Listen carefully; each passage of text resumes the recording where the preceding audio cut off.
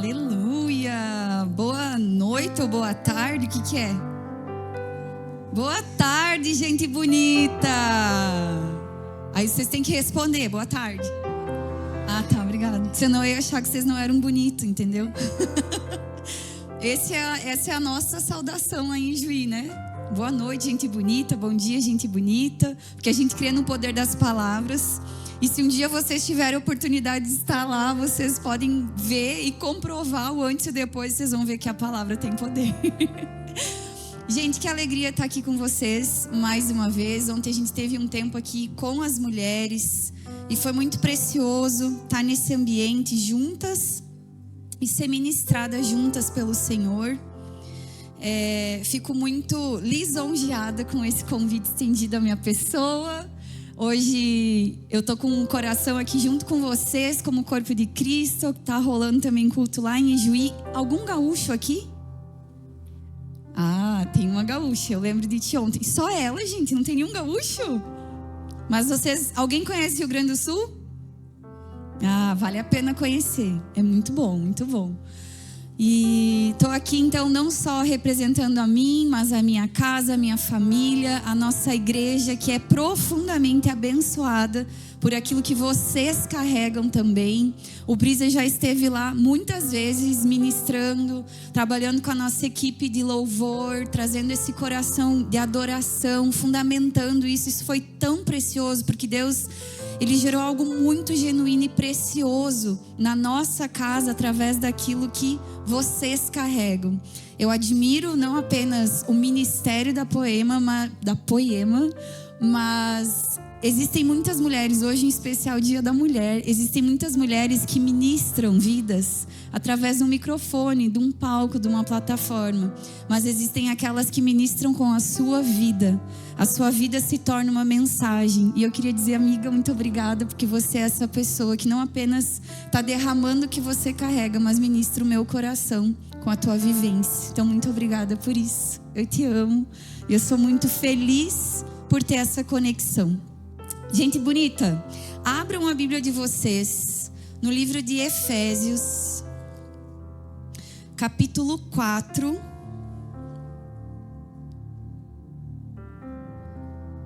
Eu quero começar lendo isso com vocês. Deixa eu me apresentar enquanto isso. Então, eu sou a Alana, eu sou casada com o Alan e nós dois juntos somos pastores da comunidade Renovo em Ijuí. Esse ano a nossa casa está completando 9 anos e a gente está muito feliz. É um mês de celebração lá para nós. Nós somos pais da Sara, que está aqui comigo. Como vocês podem ver, ela é a cara do pai. E do Marco Antônio, que está lá com ele. A Sara está com 15 anos, o Marco Antônio com 14. Nós somos muito felizes por poder viver um processo de restauração no Senhor. O Senhor, Ele nos resgatou, Ele nos redimiu, Ele nos restaurou. E fruto dessa restauração conjugal, familiar, ministerial, mas principalmente individual e pessoal, nasceu a Renovo. E nós carregamos então essa mensagem de restauração das vidas por meio do amor de Jesus, porque Ele nos ama, mas também a firmeza da sua palavra, porque nós não negociamos o que a Bíblia diz. Então eu estou aqui representando essa casa que tem o nosso coração e sou uma pregadora mundialmente desconhecida. Aleluia! Eu ouvi isso do Dênio, eu adorei. Eu disse, gente, adorei essa expressão. Então, lá em Efésios capítulo 4, versículo 13, vai dizer assim: até que todos alcancemos a unidade da fé e do conhecimento do Filho de Deus e cheguemos à maturidade, atingindo a medida da plenitude de Cristo. Feche os teus olhos por um instante. Senhor Jesus, eu peço que o Senhor revele a nós a tua palavra nessa noite. O Senhor sabe exatamente como chega cada um dos teus filhos aqui. E eu te louvo, Senhor, porque o Senhor tem preparado esse lugar. O Senhor tem gerado algo tão precioso e tão genuíno aqui. Que os corações estejam abertos para receber a semente da tua palavra. e que toda semente depositada no solo do coração dos teus filhos venha enraizar, florescer, frutificar e multiplicar para a glória do teu nome. Fala conosco, Jesus. Nós ofertamos a Ti agora a nossa atenção, a nossa mente, o nosso corpo. Nós voltamos tudo para Ti, porque nós queremos ouvir do Senhor aquilo que o Senhor deseja falar conosco, em nome de Jesus. Amém. Pode deixar a tua Bíblia aberta, que depois nós vamos continuar lendo. Mas, gente, eu amo que Deus, Ele é um Deus relacional. Isso ministra demais na minha vida.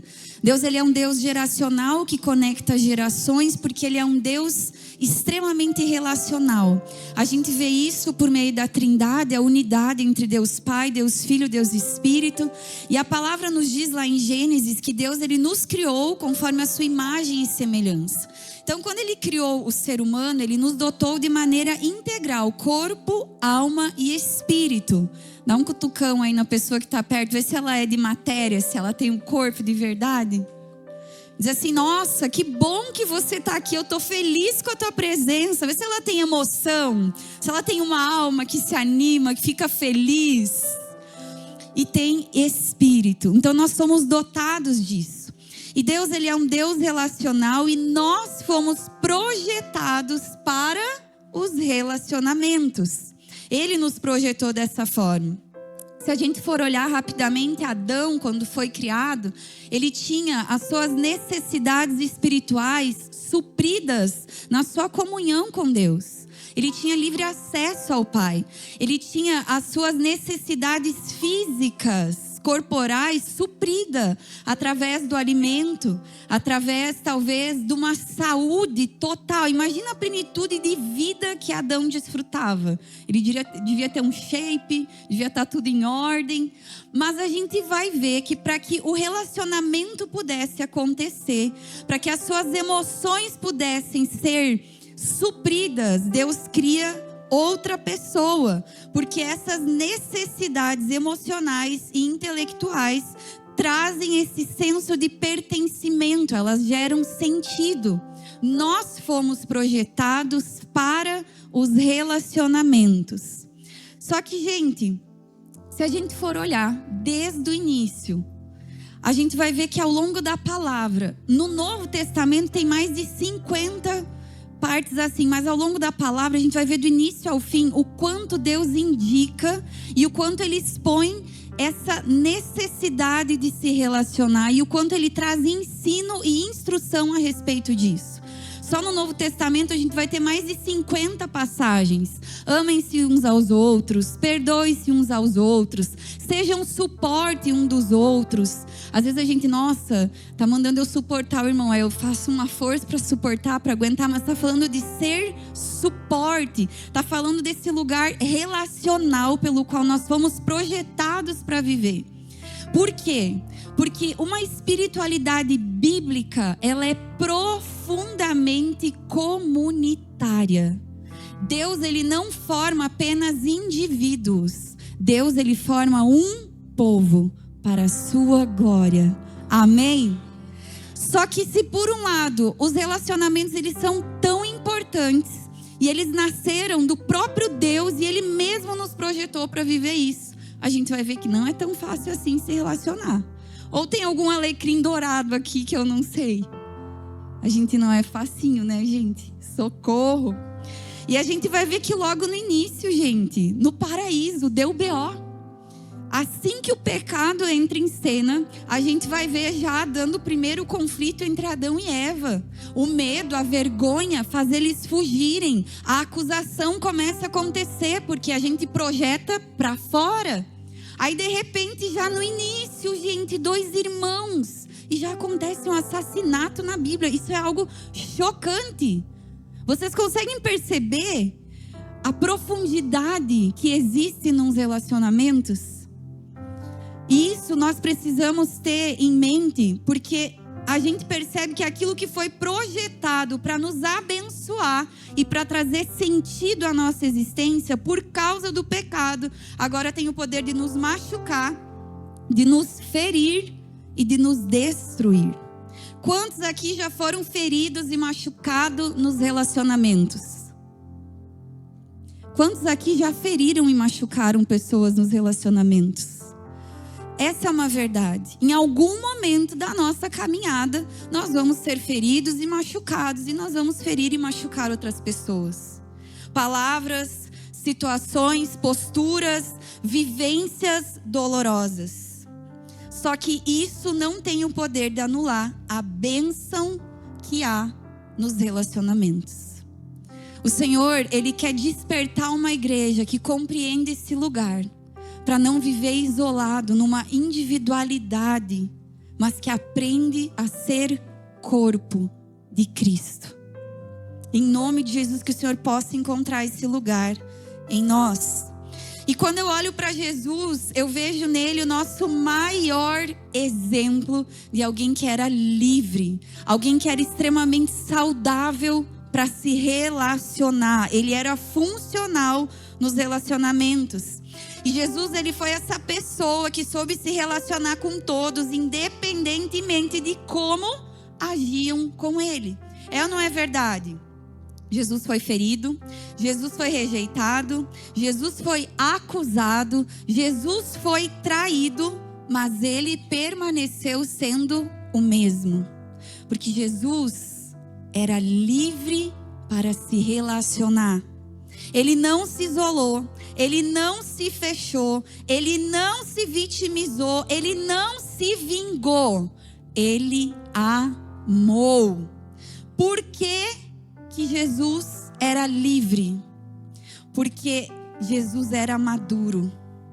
E o amor é a marca da maturidade. Fala isso comigo, o amor é a marca da maturidade. E a gente precisa entender, gente, que a primeira coisa que acontece na nossa jornada é a salvação. A salvação, ela é o start na vida do crente. Quantos aqui já nasceram de novo, já nasceram das águas, já passaram pelo batismo? Talvez foi uma coisa tão gostosa. Eu não sei como foi a experiência de vocês. Eu me converti quando eu tinha 12 para 13 anos. E eu desejava muito Jesus. Então, o batismo para mim, eu não tinha talvez uma maturidade, um conhecimento tão grande da atitude que eu estava tendo, mas eu tinha um coração que desejava, que amava, que queria continuar aprendendo a amar Jesus. E eu me lembro até hoje, quando eu fecho os olhos e eu penso no momento em que eu desci as águas, eu ainda consigo perceber o som daquele ambiente. E quando eu voltei, nem todos têm sensações, mas eu tive uma experiência muito boa no meu batismo, porque assim que eu emergi daquelas águas, eu senti tanta leveza. E eu dizia, nossa, parece que eu estou caminhando nas nuvens. Jesus já podia vir me buscar. Só que não. Se o único desejo do coração do Senhor fosse salvar você, não seria mais fácil a gente se batizar e puf, o Senhor leva a gente para nem correr o risco de pecar? Sim ou não? Mas se por um lado o primeiro desejo do coração do Pai para nós é que nós sejamos salvos e nos tornemos seus filhos, o segundo maior desejo do coração do Pai para mim e para você é que a gente se desenvolva e cresça. Nós nascemos numa condição de bebês espirituais, mas a gente vai precisar dar passos para a maturidade. Quantos estão comigo em nome de Jesus? Se tem uma tragédia hoje no cristianismo, é o salvo, mas não convertido. O cristão não convertido, porque ele aceitou Jesus, mas ele não se converteu. E a conversão, ela não é instantânea. A salvação, ela é instantânea. Mas a conversão é um processo diário de mudança de rota, de mudança de mentalidade. Se você não está tendo uma mudança contínua na tua mente, talvez você faça parte de um povo que foi salvo, mas ainda não se converteu. Já pensou, gente? Que desgraça. Será que a gente realmente está disposto a dar passos em direção à maturidade? Para que Cristo possa crescer em nós e nos transformar de dentro para fora. A conversão, às vezes quando alguém pergunta, e aí? Quando que você se converteu? E a gente fala, eu me converti quando eu tinha 13 anos. Na verdade, seria assim, eu estou me convertendo desde os 13 anos. É um processo diário. A salvação, ela é o start na vida do crente. Mas diariamente a gente precisa continuar dando passos e sendo aperfeiçoados, santificados, transformados no Senhor. Através de uma perseverança, de uma comunhão não apenas com o Pai, mas uns com os outros. Então, após a nossa salvação, todo cristão ele inicia um processo. Fala comigo, processo. Essa palavra é quase clichê, mas ela é real. Todo cristão inicia um processo de um crescimento espiritual. E esse crescimento que aponta para a maturidade, com todo respeito, eu preciso dizer algo para você. Para o cristão genuíno, gente, crescimento não é opcional. Crescimento é uma necessidade. Tem muito crente adulto que ainda age como menino. Será que a gente tem dado passos em direção à maturidade que o Senhor nos chamou a viver? 2 Pedro, capítulo 3, vai dizer assim, versículo 18. Cresçam na graça e no conhecimento do nosso Senhor e Salvador, Jesus Cristo. Isso não é opcional. Está sendo falado para nós. Cresçam, porque nós precisamos dar passos para a maturidade. A salvação vai iniciar o nosso processo, mas é a forma como a gente desenvolve a nossa salvação que vai trazer o crescimento e gerar a maturidade. Isso vai transformar a nossa mentalidade, vai agir no nosso caráter, no nosso comportamento e nas nossas percepções.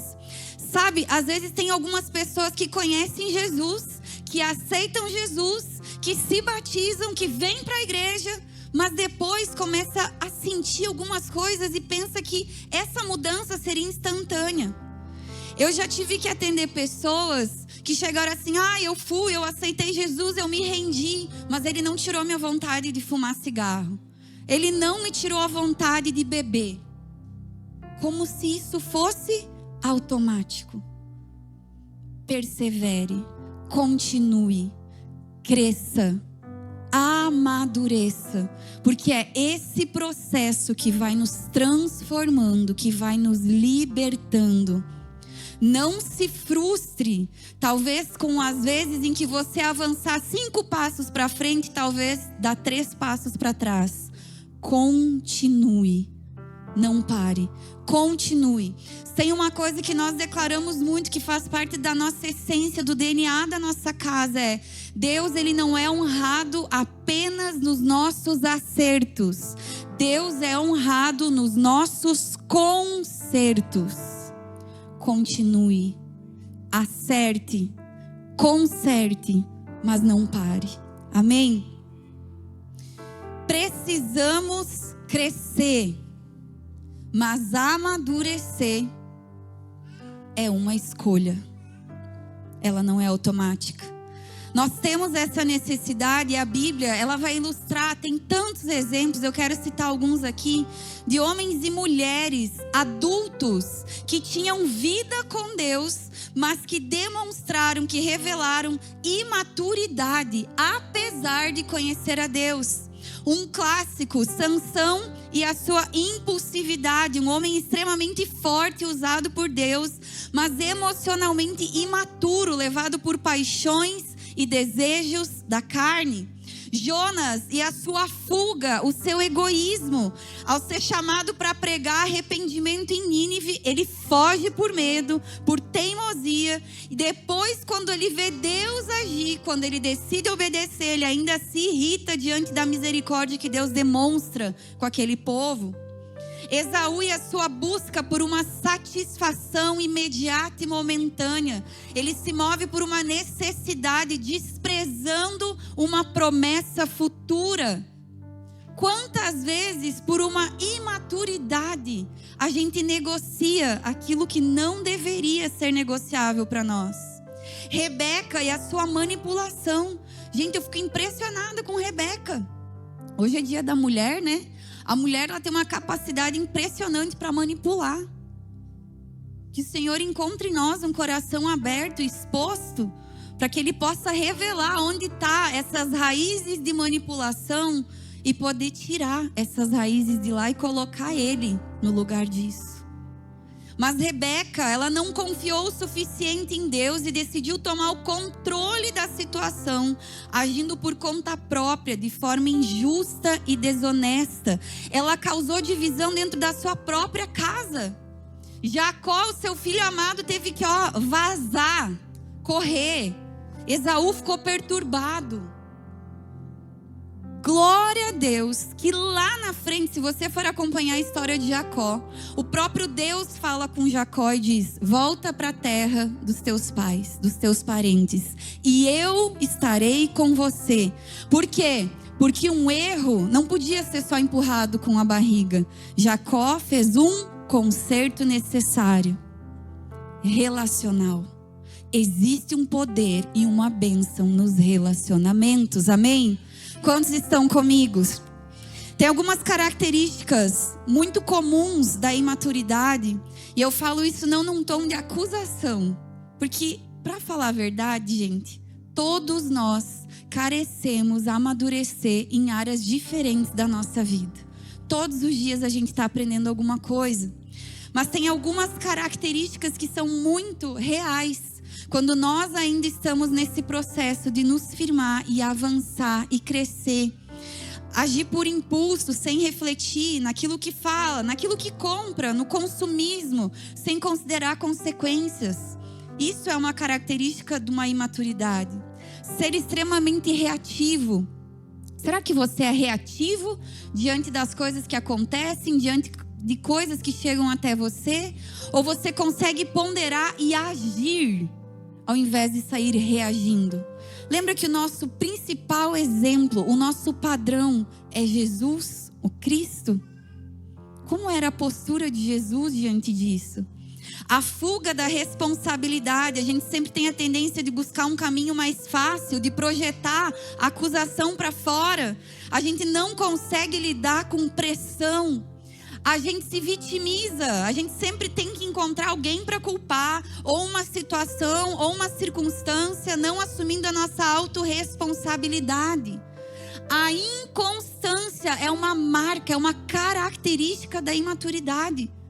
Nossa, eu tô sentindo vontade de ler a Bíblia, aí eu leio. Hoje não tô com vontade, não quero orar. Inconstância se move pelo que sente. Se move por experiências, por sensações e se torna inconstante. Não tem firmeza. A resistência. Se tem uma característica que denuncia a nossa imaturidade, é a resistência para tudo que nos confronta. Quer saber o nível de maturidade que você tem? Para e responda para você mesmo, mas peça para o Espírito Santo te mostrar, porque às vezes a gente não consegue enxergar sozinho. Quando alguém fala algo desconfortável para você, quando alguém te corrige, quando alguém te confronta, e eu não estou falando afronta, eu estou falando confronta com a verdade, como você reage? Será que não é automático a resistência? Porque o nosso ego, ele dói, ele se levanta. O nosso orgulho é terrível. E eu não estou dizendo que amadurecer vai nos eximir de resistir. Eu estou dizendo que a maturidade faz com que a gente enxergue essas coisas que a gente carrega, mas a gente não é simplesmente levado por elas, a gente passa a governar sobre isso. A expor o nosso coração e dizer: Jesus, olha só, nossa cara, eu não queria ouvir isso, eu não queria ser confrontado dessa forma. Mas isso é uma verdade aqui dentro, o Senhor precisa trabalhar. Tá certo o que estão falando para mim, é isso mesmo? Então eu me rendo, eu me sujeito, eu me entrego, eu recebo a repreensão, eu recebo a correção, eu escuto o que estão me dizendo. A resistência é uma forte característica da imaturidade. Mas eu acho que aqui não tem ninguém assim, né? Amém, aleluia, misericórdia, a gente não pode mentir. Todos aqui têm isso. Lamento dizer, mas a natureza humana corrompida ainda está correndo aqui. Olha para o lado, eu adoro mandar olhar para o lado, gente, eu sou essa, até eu sou raiz. Diz assim, você é tão bonitinho de Jesus. Mas o teu coração tem coisa tão feinha que tu nem imagina. Que só Jesus na causa. Algo importante para vocês gravarem no coração. O problema nunca foi ser criança. Isso precisa ficar claro. Nós nascemos nessa condição como bebês espirituais. O problema nunca foi ser criança. O problema é permanecer nessa condição quando a gente já deveria ser adulto. Aconteceu uma cena que eu acho que ilustra muito bem lá na igreja, que eu estava no final do culto. Eu acho impressionante, gente, as crianças, elas ministram demais a minha vida. Eu sou apaixonada, porque elas ministram muito, eu aprendo muito com as crianças. Mas eu estava lá no final do culto, conversando com umas mulheres, e daí de repente chegou duas menininhas e vieram na minha calça. Pastora, pastora, pastora, a fulaninha me empurrou. E aí eu olhando para a criança, olhando para a mulher, e eu tentei dar uma apaziguada e disse, olha, talvez foi sem querer, vocês estavam brincando e tal, quem sabe foi sem querer. Que ela tipo, não, ela fez de propósito. E elas vieram em duas, tá? Que a sementinha já tá ali, gente, tá? Não tem nenhum santinho de Jesus que não tenha Jesus na causa para fazer transformar, mas tava lá, as duas. Eu disse, olha, eu não sabia o que dizer, né? Quem sabe ela não tava num dia bom. A gente não sabe, mas assim, por que tu não vai até lá e conversa com ela? Perdoa ela, né? Passou, saiu as duas rasgando, foram pro final lá da igreja. E eu continuei conversando, passou mais um tempo. De repente veio ela de novo. Pastora, pastora, só para avisar que a gente fez aquilo, tá? A gente vai lá brincar. E ó, deram no pé. Isso ministra o meu coração.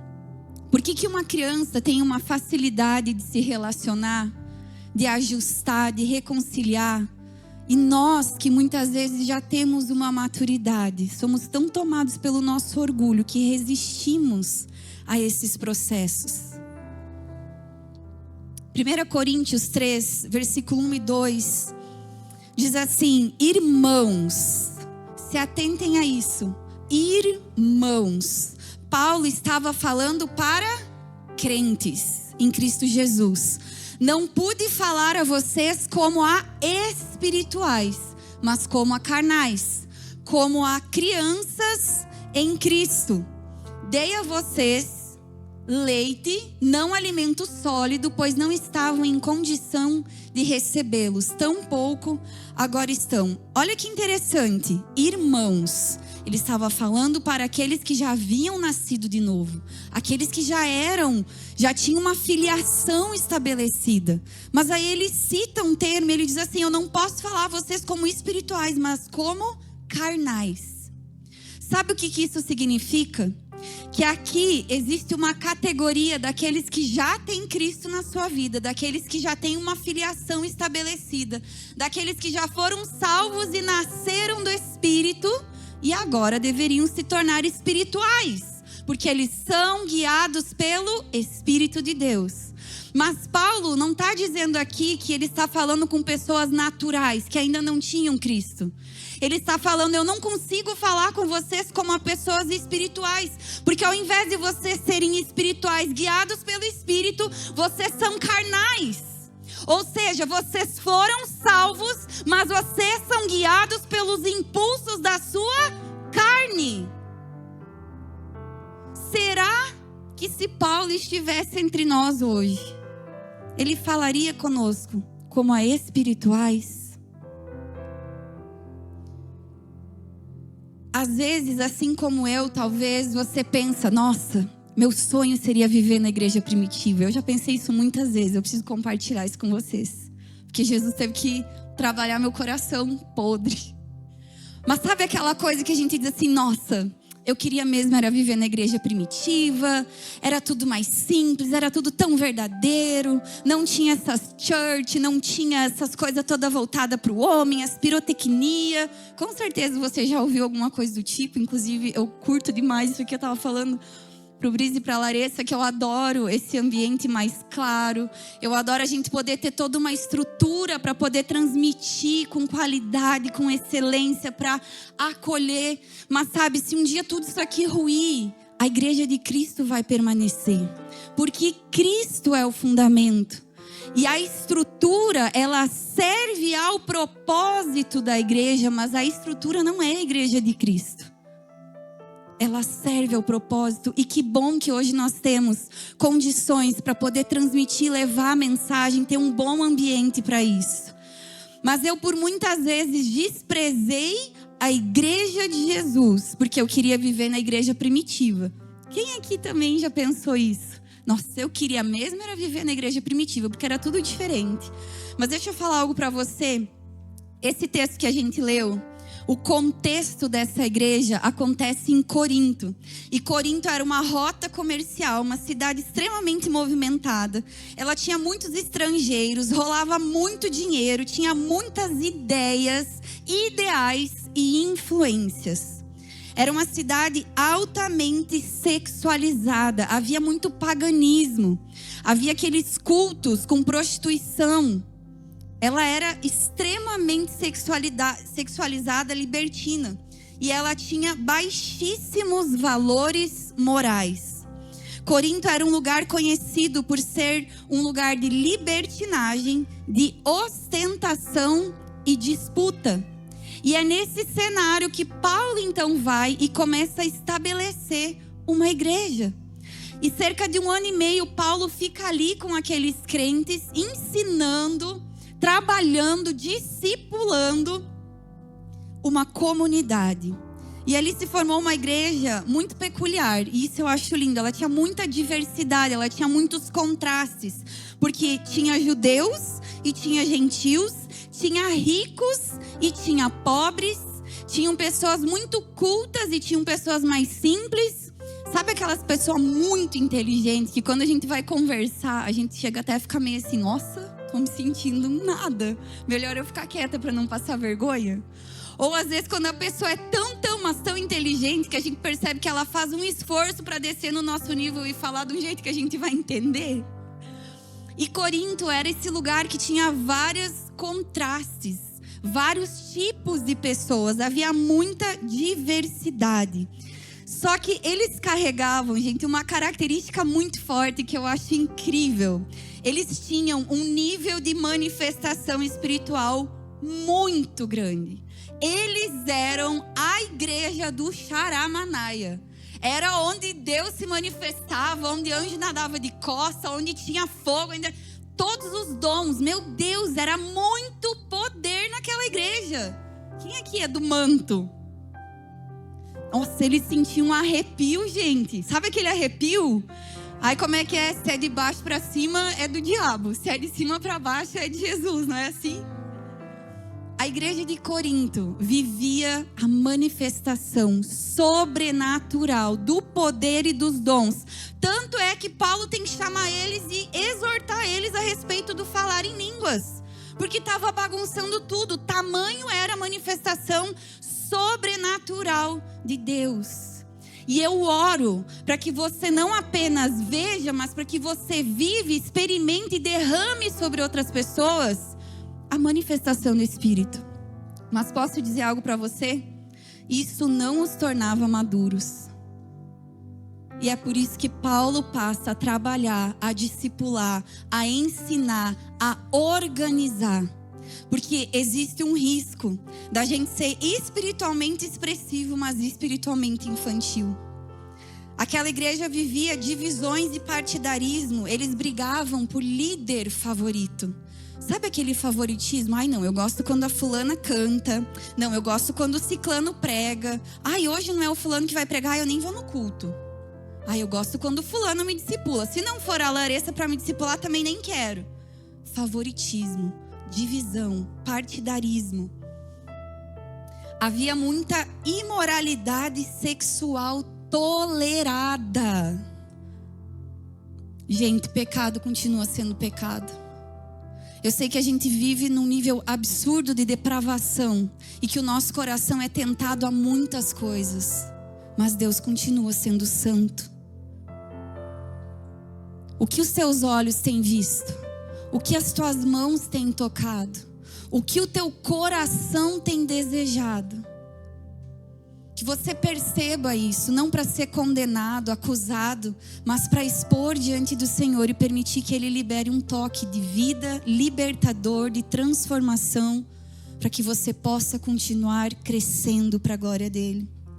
Havia desordem nos cultos, havia comparações, competição por palco, vaidade super espiritual. Nossa, eu sou muito crente. Eu sou aquela que entrega a palavra para todo mundo. A irmã do coque. Eu amo uma irmã do coque. Mas às vezes isso cria uma vaidade super espiritual. Eu sou espiritual porque eu falo em línguas. Eu sou espiritual porque eu carrego um dom. Eu tenho um talento. Mas isso não nos torna maduros. Fofocas, contendas. Eram pessoas que tinham poder, mas não tinham profundidade. Eles tinham dons, mas não tinham um caráter aperfeiçoado. Eram talentosas, mas eram feridas e não se permitiam ser curadas. Às vezes a gente percebe que o nosso coração está ferido, mas a gente não está disposto a receber o remédio da cura. Porque às vezes o remédio é amargo. Aqueles crentes tinham muitos dons, mas eles eram imaturos porque eles eram carnais. Aleluia. Eu prometo que vai melhorar, gente. Deixa eu ajeitar meu tablet, por favor. Esse é o meu tablet de última geração. Eu estava dizendo, gente, eu preciso aprender a usar tablet. Orem por mim.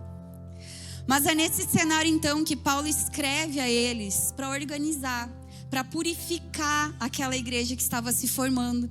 E, gente, vocês estão vivendo algo tão precioso aqui, tão genuíno. Eu sou apaixonada por isso aqui. A gente está vivendo um momento de expansão. Isso, naturalmente, o crescimento, ele implica em alguns desafios. Um dos desafios que a gente tem hoje é justamente conseguir ter esse relacional. É conseguir assistir a igreja de Cristo e ter zelo pelas pessoas que o Senhor confiou a nós. E eu sinto tanta saudade de momentos em que a gente conseguia estar assim mais perto, onde todo mundo se conhecia, onde a gente conseguia ter vida na vida, ser ministrado pela história, pelo dia a dia, pela rotina, aprender junto, ter comunhão, ser intencional. E o que vocês estão vivendo aqui é algo tão precioso. Existe algo tão poderoso que Deus gera nesses ambientes. Eu sou apaixonada pela igreja de Jesus e pelos processos que a igreja de Jesus vive. Hoje a gente tem um desses desafios por causa do crescimento. E eu digo assim, esses dias eu estava na rua e aí eu encontro uma pessoa, ela me olha diferente e eu já abano. Porque eu não sei, talvez eu não conheça. E dói pra mim, porque eu queria poder conhecer todo mundo. Não consigo, porque cresceu. Mas Cristo continua sendo o fundamento. Outras pessoas estão se conectando a outras pessoas. Porque o centro não é um pastor e uma pastora, não é um homem. É Cristo. Ele é o fundamento. Mas à medida que nós estamos nos relacionando com Cristo, ela é expressa na forma como nós nos relacionamos com os outros. Então, vocês estão vivendo algo tão precioso que eu preciso encorajar vocês a absorver essa verdade da palavra para que vocês possam crescer com saúde, com graça, tendo a manifestação do Senhor presente com saúde, de maneira integral, através dos relacionamentos com o Senhor, com o Pai, mas uns com os outros. E nesse cenário, então, Paulo escreve aquela igreja para restaurar a visão do evangelho. Aquele evangelho estava muito diluído. Ele estava muito centrado em si mesmo, naquilo que era muitas vezes conveniente, naquilo que era bom para o ego, naquilo que era gostoso de se viver, mas que talvez não estava trazendo transformação e aperfeiçoamento de caráter. E Paulo começa a insistir com aquela igreja: Por quê? Por que que o Senhor faz isso? Por que que o Senhor insiste conosco? Paulo, ele não queria apenas resolver problemas. Entenda uma coisa, problema vai surgir sempre. Se o interesse de Paulo fosse apenas resolver os problemas que estava dando, porque eu tenho certeza que vocês têm BO para resolver, gente. Não só a nível individual, mas dentro da casa de vocês, na família de vocês, no casamento, mas dentro da igreja também. Problema sempre vai existir. Paulo não estava interessado em resolver problemas. Paulo estava interessado em que Cristo fosse formado neles. Maturidade é Cristo sendo formado em nós. E posso falar algo para você? O padrão de maturidade não é o teu irmão. Olha para ele, por favor, mais uma vez, e diz assim: eu aprendo muito com você. Você me inspira, mas o meu padrão é somente Cristo. Sabe por quê? Porque em algum momento eu ou o teu irmão vai falhar com você. E talvez você vai ter alguma justificativa para pirar e para jogar tudo pro alto.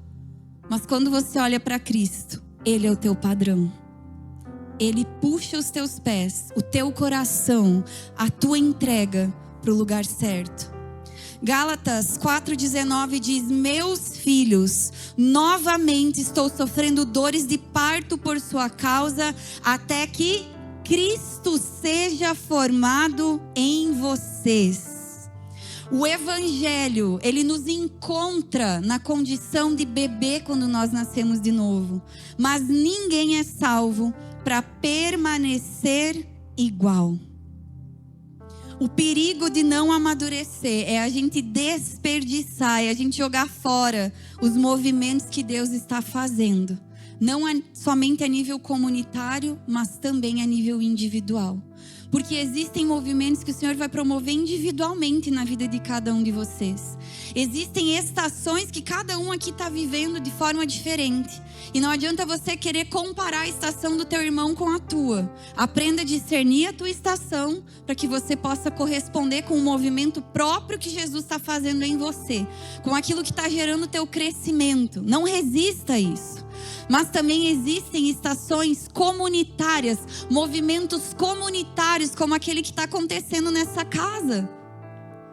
Discirna isso e se mova com o Senhor, faça parte disso.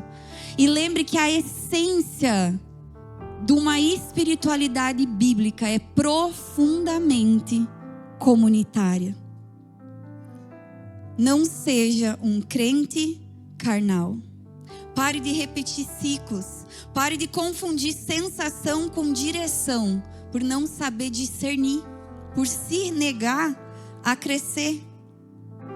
A gente tem que parar de viver experiências sem arrependimento. Que bom se você sentiu o toque de Jesus na tua vida. Mas se isso for só uma experiência e você não aprofundar, e você não deixar isso te transformar, é perda de tempo. Você está jogando fora, você está desperdiçando aquilo que Jesus está entregando. Agora, como que a marca da maturidade, que é o amor, ele se revela na prática? Nas nossas reações. Quando nós somos contrariados, quando nós somos questionados, quando nós não somos reconhecidos.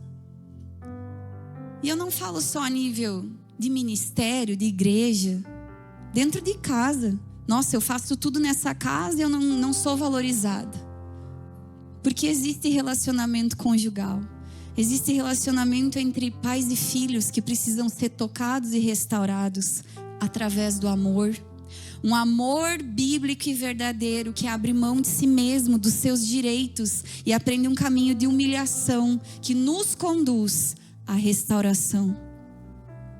Há poder na comunhão, há poder nos relacionamentos. Como que a gente ama quando a gente é acusado, quando a gente é corrigido? Qual é a medida de maturidade, de amor que a gente carrega? Qual é a nossa capacidade de amar sem a conveniência. Tem pessoas que são difíceis de amar, né? Tem pessoas difíceis mesmo. Tem que pisar em ovos. Tem que ter cuidado com tudo que fala. Pessoas às vezes com o coração tão machucado, são ofendidas. Mas você não tem que ter um amor sentimental. Ai, como eu gosto de você. Tem pessoas que às vezes vai ser muito difícil. Mas o amor bíblico não é sentimento. A fé bíblica não é sentimento. É uma decisão. É um comportamento. E eu posso falar algo para você de coração, a gente não dá conta. Sem Jesus a gente não dá conta de amar. Se Cristo não for formado em nós, é um amor limitado, com prazo de validade. Como a gente consegue servir quando não é confortável? Quero dar os parabéns para vocês. Eles estavam me falando da chuva que deu. E eu não sei se aqui é assim, mas lá é assim. Quando chove, o povo já fica, não vou no culto hoje. Vocês estão aqui, não por conveniência, mas porque o coração de vocês foi atraído por Jesus. Porque vocês desejam a presença, porque vocês desejam amá-lo, não apenas da boca para fora. E eu não estou dizendo que quem não veio não deseja amá-lo. Eu estou falando que na maioria das vezes a gente é tão tendencioso a servir ao nosso próprio umbigo e aos nossos caprichos e ao nosso conforto, que o prazer, que o desfrute se tornou o nosso Deus. E nós precisamos derrubar esses altares, porque senão é raso. Isso não se sustenta. Se a gente tiver uma fé que só busca o Senhor por causa daquilo que Ele pode fazer, por causa de um sucesso pessoal, por causa de um desempenho, porque uma conquista, agora eles vão ver, quem me viu passar na prova e não me ajudou. Às vezes a gente é tão egoísta e tão cego, que a gente não consegue enxergar as tendências e a miséria do nosso coração egoísta, voltado para nós. Sabe o que Cristo quer fazer com a gente?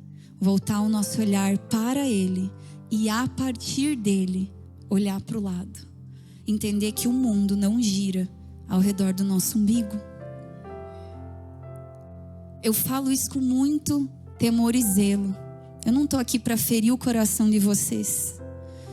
Eu sei que é uma palavra talvez um pouquinho firme, mas é uma firmeza que é fruto do amor de quem se importa para falar verdades, às vezes desconfortáveis, mas necessárias. Porque a verdade, Cristo Jesus, a verdade, tem poder de nos libertar. Qual é o nosso nível de compromisso? Como é o nosso relacionamento, a nossa convivência com aqueles que são diferentes de nós? Na disposição para suportar as fraquezas do outro. Sabe, eu fico impressionada. A Bíblia diz que o conhecimento ele ensoberbece. Às vezes a gente está tão maduro em Deus, com tanto conhecimento, que a gente já apodreceu e não percebe. Porque o conhecimento que a gente tem faz a gente desprezar aquele que ainda está aprendendo. Nossa, essa roda aqui para mim é muito rasa. Eu quero profundidade. A gente despreza o pequenino. E esse não é o coração de Jesus. O conhecimento, ele precisa vir revestido de amor.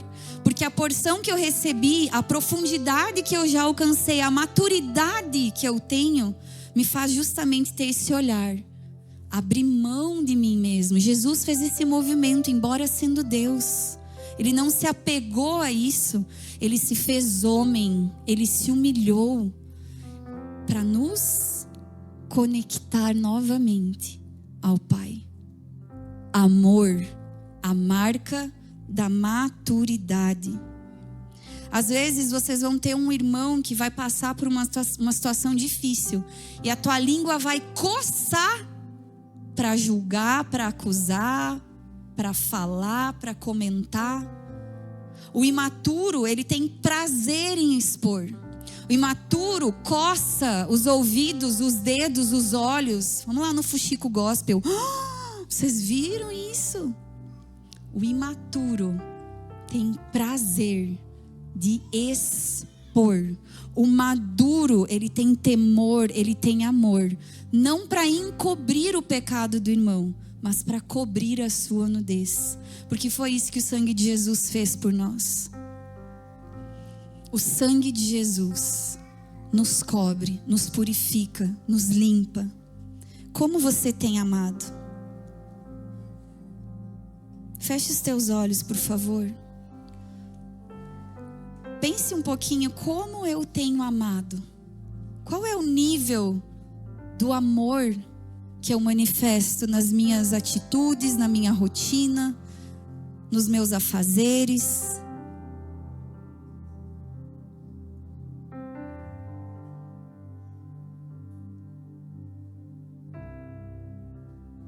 Agora pergunte para o Espírito Santo. Espírito Santo, o Senhor pode me mostrar como eu tenho amado? Qual tem sido o nível do meu amor pelo Senhor? E qual tem sido o nível do meu amor pelos meus irmãos?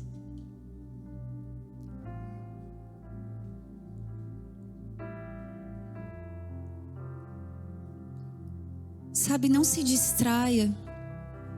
Não seja refém de pessoas que precisam estar conduzindo você. Não seja refém talvez de um ambiente, mas realmente coloque teu coração em Jesus. Peça para Ele, Espírito Santo, toca o meu coração. Traz à tona aquilo que está aqui dentro, que tem me impedido de viver a plenitude, a liberdade que o Senhor tem para mim.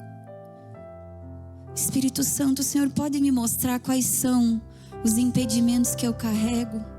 Quais são as dores que eu não abro mão e que tem me consumido, que tem me machucado, que tem me ferido ainda mais? O que será que foi causado nos relacionamentos a ponto de fazer eu me fechar? Senhor, aonde foi que eu me fechei para a Tua voz a ponto de não querer mais crescer e amadurecer porque é desconfortável? Porque eu não quero ter os meus padrões mexidos, porque eu não quero ter o meu conforto diferente daquilo que eu idealizei. Eu não quero abrir mão, Senhor, dos meus planos. Eu não quero abrir mão daquilo que me dá prazer. Quais são as Tuas verdades ao meu respeito, Jesus? Qual é o nível de amor que eu tenho pelo Senhor? Qual é o nível de amor que eu tenho pelo Teu corpo, Jesus? Será que o meu amor é emocional? Ou será que o meu amor é bíblico?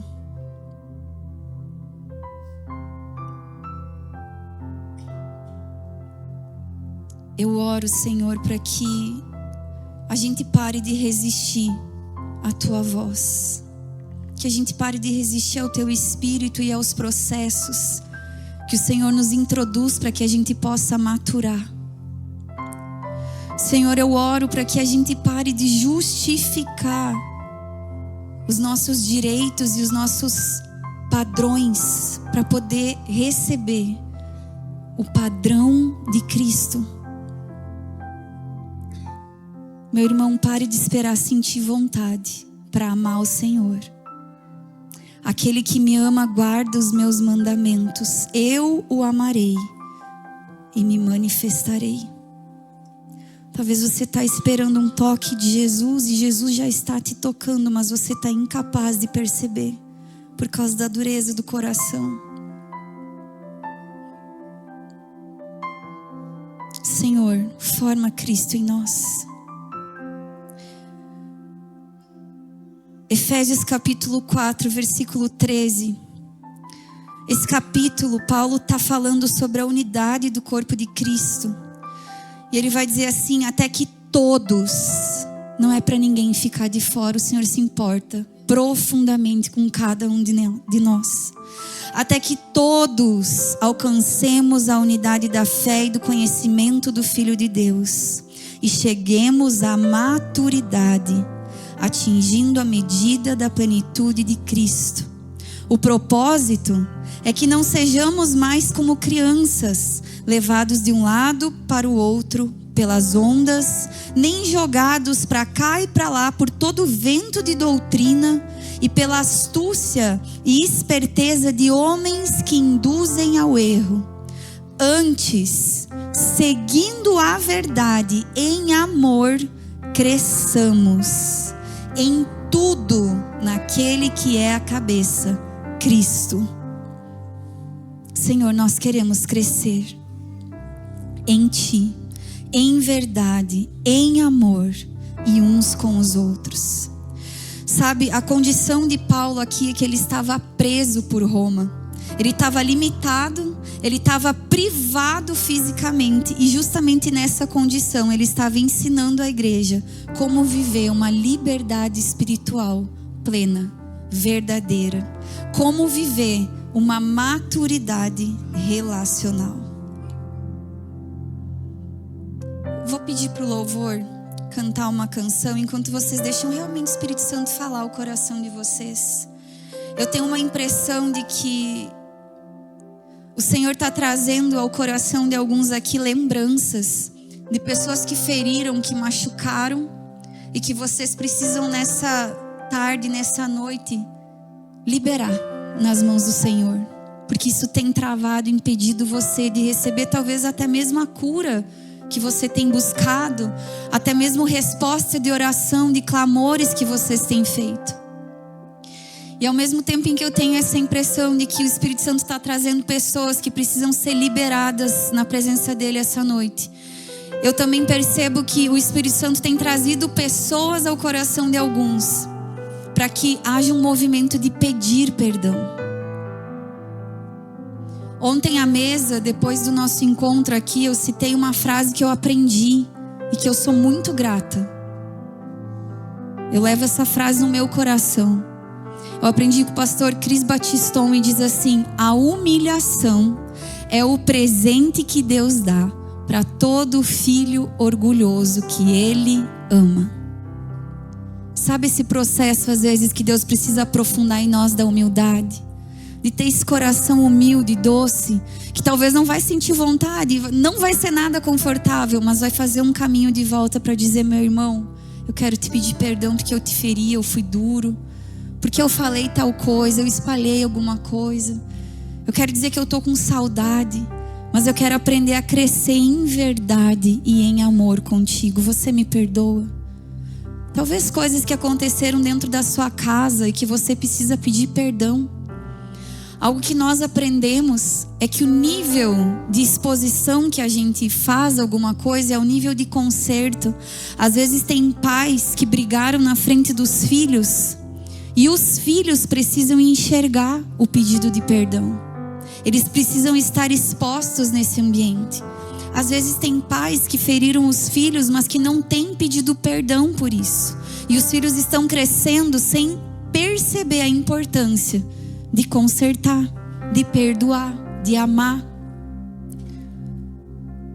Eu louvo a Deus porque nós aprendemos esse caminho. Não porque a gente deu conta, mas porque a gente teve que se quebrar tanto.